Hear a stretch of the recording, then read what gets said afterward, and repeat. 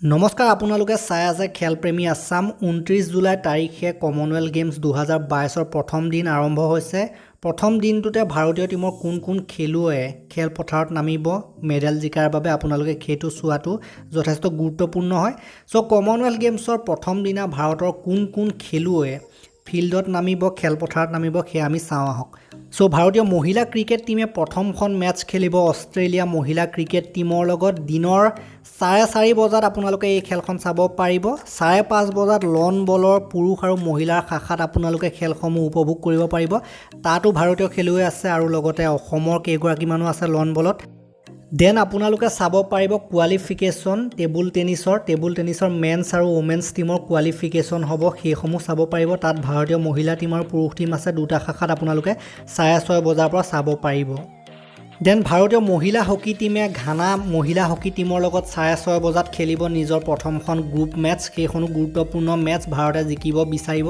পুৰুষ হকী টিমৰ প্ৰথম দিনা মেটচ নহয়, যদিও মহিলা হকী টিমৰ প্ৰথম দিনাই মেটচ হ'ব, গতিকে তেওঁলোকৰ ওপৰত আশা থাকে। হকী বুলি ক'লে অলিম্পিক হওক কমনৱেলথ গেমছ হওক সকলোতে আশা থাকে। সাঁতোৰ অৰ্থাৎ ছুইমিং আৰম্ভ হ'ব 7:30 বজাৰ পৰা। তাত ভাৰতৰ 3গৰাকী প্লেয়াৰ আছে, সাজন প্ৰকাশ, শ্ৰীহৰি নটৰাজ আৰু কুশাগ্ৰ ৰাৱত। গতিকে এই তিনিজনে ছুইমিঙৰ ক্ষেত্ৰত সাঁতোৰৰ ক্ষেত্ৰত ভাৰতক প্ৰতিনিধিত্ব কৰিব। 7:30 বজাৰ পৰা সাঁতোৰৰ খেলসমূহ দেখুওৱা হ'ব। অৱশ্যে সাঁতোৰৰ ক্ষেত্ৰত ভাৰতে ইমান আশা নকৰে, যদিও আমি আশা কৰিছোঁ এইবাৰ কিবা এটা হ'লে ভালেই। নিশা 8 বজাত আপোনালোকে ট্ৰায়াথলনৰ খেলসমূহ চাব পাৰিব। ট্ৰায়াথলনৰ ক্ষেত্ৰত ভাৰতৰ সঞ্জনা যোশী আৰু প্ৰাগনিয়া মোহন এই দুগৰাকী আছে আৰু ট্ৰায়াথলনৰ ক্ষেত্ৰত ইমান আশা কৰা নহয়, যদিও আপোনালোকে ইভেণ্টসমূহ 8 বজাত উপভোগ কৰিব পাৰিব। দেন আপোনালোকে 9 বজাত ভাৰতীয় টিমৰ স্কোৱাছ খেল চাবলৈ পাৰিব। ভাৰতীয় মেন্স ছিংগলছতো আছে, ওমেন ছিংগলছতো আছে। গতিকে মেন ছিংগলছত আপোনালোকে দেখিবলৈ পাইছে ৰমিত টেণ্ডন আৰু সৌৰভ ঘোষাল আছে, লগতে অভয় সিং 3জন আছে আৰু লগতে ওমেন ছিংগলছতো 3জন আছে, জ্যোৎস্না চিনপ্পা, আনাহাত সিং আৰু সোনায়া কুৰুভিলা। গতিকে স্কোৱাছত ভাৰতে মেডেল জিকে, তেওঁলোকৰ ওপৰতো আশা থাকিব।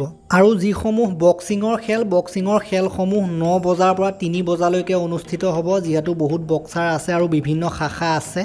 গতিকে ৰাতি 9 বজাৰ পৰা একেবাৰে পুৱতি নিশা 3 বজালৈকে বক্সিঙৰ খেলসমূহ চলি থাকিব। চ' ইয়াত আপোনালোকে দেখিবলৈ পাইছে যে বিভিন্ন শাখাত বিভিন্ন প্লেয়াৰ আছে। অসমৰ শিৱ থাপা আছে, লগতে সুমিত কুণ্ডু, ৰোহিত টোকাচ আৰু আশিষ চৌধুৰী, এইকেইজনে প্ৰথম দিনা ভাৰতক প্ৰতিনিধিত্ব কৰিব বক্সিঙৰ ক্ষেত্ৰত।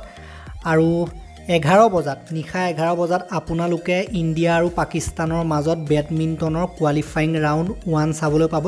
গতিকে বেডমিণ্টনো বিভিন্ন পৰ্যায়ত হয়। প্ৰথম দিনা ভাৰতে ৰাউণ্ড 1 খেলা দেখা যাব 11 বজাত নিশা, আৰু চিৰবৈৰী পাকিস্তানৰ লগত খেলা দেখা যাব।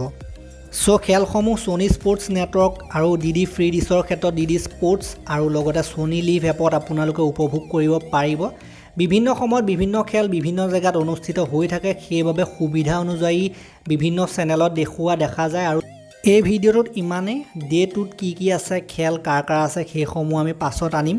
ডে 1ত ইমানেই আছিলে। যদিহে ভিডিঅ'টো ভাল লাগিলে এটা লাইক কৰিব, শ্বেয়াৰ কৰিব। চেনেলটোলৈ নতুনকৈ আহিছে যদি ছাবস্ক্ৰাইব কৰি ঘণ্টাটো দবাই থৈ যাবলৈ নাপাহৰিব। তেতিয়ালৈকে ধন্যবাদ।